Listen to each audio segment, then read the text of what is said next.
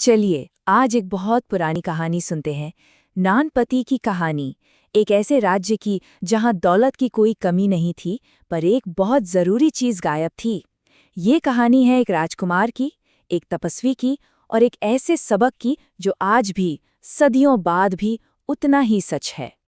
नानपति गाथा की ये एक लाइन समझ लीजिए कि पूरी कहानी का सार है। एक सीधी, सच्ची और थोड़ी कड़वी चेतावनी, और यही चेतावनी इस पूरी कहानी का दिल है। एक ऐसी भावना जो बड़े बड़े साम्राज्यों को बना भी सकती है और मिटा भी सकती है। तो जरा सोचिए, एक ऐसी जगह के बारे में जिसका नाम तो था नानपथी, मतलब दोस्तों का गांव। लेकिन जैसे जैसे वक्त बीता, यहाँ दोस्ती की जगह घमंड ने ले ली थी। और ये घमंड सबसे ज्यादा था वहां के राजकुमार विक्रम के दिल में। और इस कहानी में हमारे सामने दो बिल्कुल अलग तरह के इंसान हैं। एक तरफ है राजकुमार विक्रम, जिन्हें लगता था कि उनका पद, उनका जन्म ही उन्हें सबसे ऊपर बनाता है। और दूसरी तरफ है तपस्वी धवल, जिनका मानना था कि हर जान, चाहे वो इंसान हो या जानवर, बराबर है। एक तरफ हक की सोच, दूसरी तरफ सेवा का भाव। कहानी का पूरा टकराव असल में इन्हीं दो किरदारों के बीच है। और फिर वो हुआ जिसका किसी को अंदाजा तक नहीं था। प्रकृति ने अपना फैसला सुनाया। एक ऐसी भयंकर बाढ़ आई जिसने महल और झोपड़ी के बीच का सारा फर्क मिटा दिया। उस बाढ़ के सामने न कोई राजा था, न कोई प्रजा, सब बराबर थे।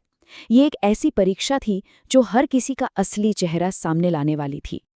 उस भयानक तबाही के बीच, उफनती लहरों में, एक लकड़ी के लट्ठे के सहारे सिर्फ 4 जानें अपनी जिंदगी के लिए लड़ रही थीं। सिर्फ 4। पर सवाल ये है कि ये 4 कौन थे जो मौत और जिंदगी के बीच में झूल रहे थे?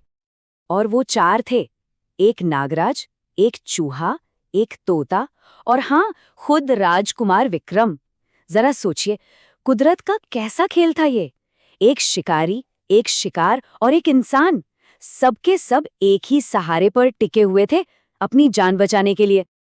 तो जब तपस्वी धवल ने इन चारों को देखा तो उन्होंने एक बड़ा ही अजीब फैसला लिया। उन्होंने सबसे पहले जानवरों की मदद की, राजकुमार की नहीं। और उनका तर्क भी बिल्कुल सीधा था। इंसान तो फिर भी मजबूत होता है, अपनी मदद कर सकता है, पर ये बेजुबान जीव तो सबसे ज्यादा डरे हुए और कमजोर थे। मतलब उन्होंने ओहदे से ज्यादा जरूरत को अहमियत दी। लेकिन राजकुमार विक्रम की नजरों में ये करुणा नहीं, ये उसका अपमान था। उसके दिमाग में बस एक ही बात घूम रही थी, ये कैसा पाखंडी है, मुझे एक राजकुमार को छोड़कर इन मामूली जानवरों की सेवा कर रहा है। और बस यहीं से उसके दिल में एहसान फरामोशी का जहर घुलना शुरू हो गया। खैर, जब सबकी जान बच गई और सब ठीक हो गए, तब आया असली परीक्षा का पल। वो पल जब किसी इंसान का असली चरित्र सामने आता है, आभार जताकर या फिर खामोश रहकर। सबसे पहले नागराज आगे आया। उसने सिर्फ शुक्रिया नहीं कहा, बल्कि एक बहुत गहरा वादा किया। एक ऐसे विशाल और रहस्यमयी खजाने का वादा जो सिर्फ और सिर्फ उस तपस्वी के लिए था। फिर चूहे की बारी आई। उसका वादा दौलत का तो नहीं था, लेकिन मुश्किल वक्त में साथ निभाने का था। एक ऐसा वादा जो उसकी तेजी और वफादारी को दिखाता था कि जब भी जरूरत पड़ेगी मैं हाजिर हो जाऊंगा। और आखिर में तोते ने कहा, मेरे पास सोना चांदी तो नहीं है, पर मेरी आंखें हमेशा आप पर रहेंगी। कोई भी खतरा आने से पहले मैं आपको आगाह करूंगा।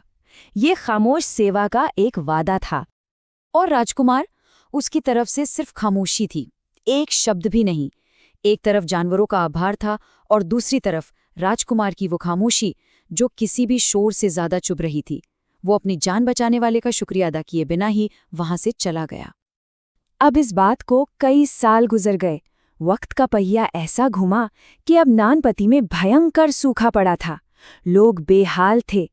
तब तपस्वी धवल को अचानक वो पुराना वादा याद आया, नागराज का वादा। पर ये कोई मामूली खजाना नहीं था। इसका नाम था पणक, एक ऐसा दिव्य खजाना जो कभी खत्म नहीं होता। लेकिन इसकी एक बहुत बड़ी शर्त थी। इसे ताकत या लालच से हासिल नहीं किया जा सकता था। इसे पाने का रास्ता सिर्फ एक था, सच्चा दिल और कृतज्ञता। ये खजाना कम और नियत को परखने वाला एक आईना ज्यादा था। और दूसरी तरफ राजकुमार विक्रम अब राजा बन चुका था। पर कैसा राजा? एक ऐसा राजा जिसने अपने घमंड में अपना ही राज्य तबाह कर दिया था। और जब उसे तपस्वी के इस चमत्कारी खजाने की खबर मिली तो उसके अंदर का लालच फिर से जाग गया। उसने इसे किसी भी कीमत पर छीनने का मन बना लिया। और फिर कहानी अपने अंजाम की तरफ बहुत तेजी से बढ़ी। विक्रम ने पहले तो पछतावे का नाटक करके तपस्वी को अपने महल बुलाया और फिर उन्हें कैद कर लिया ताकि वो खजाने का राज उगलवा सके। लेकिन शायद वो उन 3 जानवरों को भूल गया था।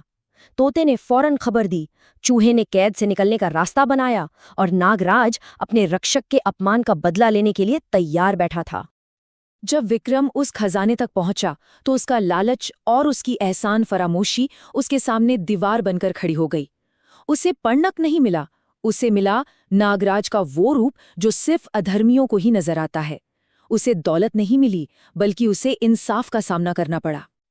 और कहते हैं ना, जैसा राजा का चरित्र होता है वैसा ही राज्य का भविष्य होता है।